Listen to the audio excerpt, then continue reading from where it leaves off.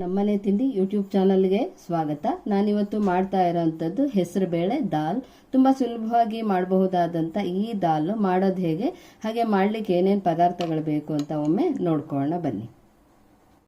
ಹೆಸರುಬೇಳೆ ದಾಲ್ ಮಾಡೋದಕ್ಕೆ ಈ ಲೋಟದಲ್ಲಿ 2 ಲೋಟ ಅಷ್ಟು ಹೆಸರುಬೇಳೆನ ನಾನಿಲ್ಲಿ 1 ಗಂಟೆ ಮುಂಚೆನೆ ನೆನೆ ಹಾಕ್ಕೊಂಡಿದ್ದೀನಿ.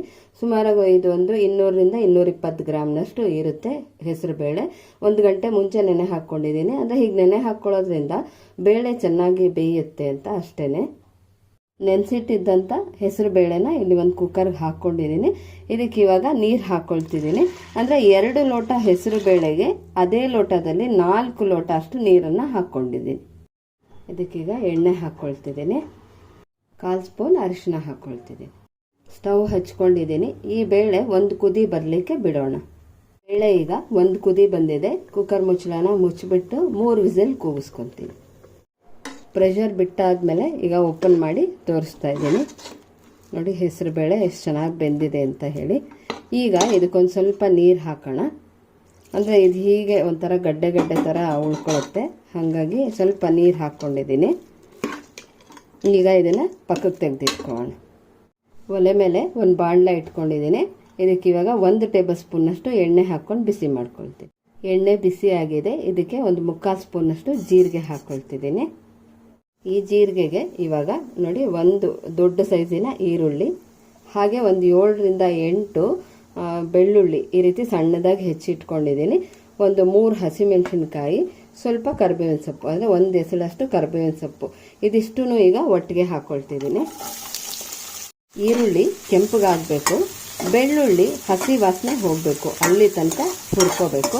ನೀವು ಈ ರೀತಿನಾದರೂ ದಾಲ್ ಮಾಡ್ಕೋಬೋದು, ಅಥವಾ ಹೆಸರುಬೇಳೆ ಬೇಯಲಿಕ್ಕೆ ಇಡ್ತೀವಲ್ಲ ಅವಾಗಲೇ ಆ ಹೆಸರು ಬೇಳೆಗೆ ಹಸಿಮೆಣಸಿನಕಾಯಿ, ಕರಿಬೇವಿನ ಸೊಪ್ಪು, ಈರುಳ್ಳಿ, ಬೆಳ್ಳುಳ್ಳಿ, ಟೊಮೆಟೊ ಎಲ್ಲ ಒಟ್ಟಿಗೆ ಹಾಕ್ಕೊಂಡು ಕೂಗಿಸ್ಕೊಂಡ್ಬಿಟ್ಟು ಆಮೇಲೆ ಈ ಜೀರಿಗೆ ಒಗ್ಗರಣೆ ಮಾಡಿ ಅದಕ್ಕೆ ಈ ಬೆಂದಿರೋಂಥ ಬೇಳೆನ ಹಾಕ್ಕೊಂಡು, ಬೇಳೆ, ಟೊಮೆಟೊ, ಈರುಳ್ಳಿ ಎಲ್ಲನೂ ಹಾಕ್ಕೊಂಡು ಆಮೇಲೆ ಹಸಿಮೆಣಸಿನ ಪುಡಿ, ಸ್ವಲ್ಪ ಗರಂ ಮಸಾಲ, ಉಪ್ಪು ಹಾಕ್ಕೊಂಡು 1-2 ಕುದಿಸ್ಕೊಂಡ್ರೆ ಆ ರೀತಿ ಕೂಡ ದಾಲ್ನ ಮಾಡ್ಕೋಬೋದು. ನಿಮಗೆ ಯಾವ ರೀತಿ ಅನುಕೂಲನೋ ಆ ರೀತಿ ಮಾಡ್ಕೋಬೋದು.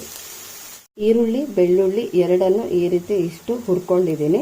ಈಗ ಇದಕ್ಕೆ 2 ನಾಟಿ ಟೊಮೆಟೊ, ಅಂದರೆ ಹುಳಿ ಟೊಮೆಟೊ ಮೀಡಿಯಂ ಸೈಜಿಂದು, ಇದನ್ನು ಈ ರೀತಿ ಸಣ್ಣದಾಗಿ ಹೆಚ್ಚಿಕೊಂಡು ಹಾಕ್ಕೊಳ್ತಿದ್ದೀನಿ. ಒಗ್ಗರಣೆಗೆ ಇವಾಗ ಸ್ವಲ್ಪ ಉಪ್ಪನ್ನು ಹಾಕ್ಕೊಳ್ಳೋಣ. ಉಪ್ಪು ಹಾಕ್ಕೊಳ್ಳೋದ್ರಿಂದ ಟೊಮೆಟೊ ಬೇಗ ನೀರು ಬಿಡುತ್ತೆ, ಮೆತ್ತಗಾಗುತ್ತೆ. 4 ರಿಂದ 5 ನಿಮಿಷದವರೆಗೂ ಈ ಟೊಮೆಟೊನ ಇದೇ ರೀತಿ ಹುರ್ಕೊಳ್ಬೇಕಾಗತ್ತೆ. ಅಂದರೆ ಟೊಮೆಟೊ ಸ್ವಲ್ಪ ಮೆತ್ತಗಾಗಬೇಕು. ಈಗ ಟೊಮೆಟೊ ಹುರ್ಕೊಂಡಿದ್ದಾಗಿದೆ. ಉರಿ ಕಡಿಮೆ ಇಟ್ಕೊಂಡಿದ್ದೀನಿ. ಇದಕ್ಕೆ ಪುಡಿಗಳನ್ನ ಸೇರಿಸ್ಕೊಳ್ಳೋಣ. 1/2 ಸ್ಪೂನ್ ಹಸಿಮೆಣಸಿನ ಪುಡಿ ಹಾಕ್ಕೊಳ್ತಿದ್ದೀನಿ. 1/4 ಸ್ಪೂನಷ್ಟು ಗರಂ ಮಸಾಲ ಹಾಕ್ಕೊಳ್ತಿದ್ದೀನಿ. ಈಗ ಇದನ್ನು ಒಂದು ಅರ್ಧ ನಿಮಿಷ ಹುರ್ಕೊಳ್ಳೋಣ. ಅಂದರೆ ಈ ರೀತಿ ಒಗ್ಗರಣೆಯಲ್ಲೇ, ಅಂದರೆ ಎಣ್ಣೆ ಒಗ್ಗರಣೆಯಲ್ಲೇ ಈ ಪುಡಿಗಳನ್ನ ಹಾಕ್ಕೊಂಡು ಹುರ್ಕೊಳ್ಳೋದ್ರಿಂದ ಆ ಪುಡಿಗಳ ಹಸಿ ವಾಸನೆನೂ ಹೋಗುತ್ತೆ, ತುಂಬ ಟೇಸ್ಟಿಯಾಗೂ ಇರುತ್ತೆ. ಅಂದರೆ ಈ ಪುಡಿಗಳು ಹಾಕ್ಕೊಂಡಾಗ ಮಾತ್ರ ನೀವು ಹಸಿಮೆಣಸಿನ ಪುಡಿ ಮತ್ತು ಗರಂ ಮಸಾಲ ಹಾಕ್ಕೊಂಡಾಗ ಉರಿ ಕಡಿಮೆನೇ ಇಟ್ಕೊಳ್ಳಿ, ಇಲ್ಲಾಂದರೆ ಬೇಗ ಸಿದ್ದು ಹೋಗ್ಬಿಡುತ್ತೆ. ಈಗ ಇದಕ್ಕೆ ಬೇಳೆ ಬೇಯಿಸಿಟ್ಕೊಂಡಿದ್ದೀವಲ್ಲ ಹೆಸರು ಬೇಳೆ, ಅದನ್ನು ಹಾಕ್ಕೊಳ್ಳೋಣ. ಬೆಂದಿರೋ ಬೇಳೆನ ಹಾಕ್ಕೊಳ್ತಿದ್ದೀನಿ. ನೋಡಿ ನೆನೆಸಿಟ್ಟು ಬೇಯಿಸ್ಕೊಂಡಿರೋದ್ರಿಂದ ಎಷ್ಟು ಚೆನ್ನಾಗಿ ಬೆಂದಿದೆ ಅಂತ ಹೇಳಿ. ಆವಾಗ ದಾಲ್ ಕೂಡ ಚೆನ್ನಾಗಿರುತ್ತೆ. ಕುಕ್ಕರ್ಗೆ ಸ್ವಲ್ಪ ನೀರನ್ನು ಹಾಕ್ಕೊಂಡು ಆ ನೀರು ಕೂಡ ಹಾಕ್ಕೊಳ್ತಿದ್ದೀನಿ. ದಾಲ್ ಈಗ ಈ ಹದದಲ್ಲಿದೆ, ಅಂದರೆ ಸ್ವಲ್ಪ ತೆಳ್ಳಗೆ ಇದೆ. ಇದು ಕುದೀತಾ ಇನ್ನೂ ಗಟ್ಟಿ ಆಗುತ್ತೆ, ಹಾಗಾಗಿ ಸ್ವಲ್ಪ ನೀರಾಗೆ ಮಾಡ್ಕೊಂಡಿದ್ದೀನಿ. ಇದಕ್ಕೆ ಇವಾಗ ಉಪ್ಪು ಹಾಕೋಣ.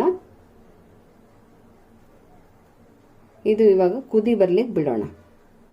ಈಗ ನೋಡಿ ಘಮ ಘಮ ಅಂತಿರೋ ಹೆಸರುಬೇಳೆ ದಾಲ್ ರೆಡಿಯಾಗಿದೆ.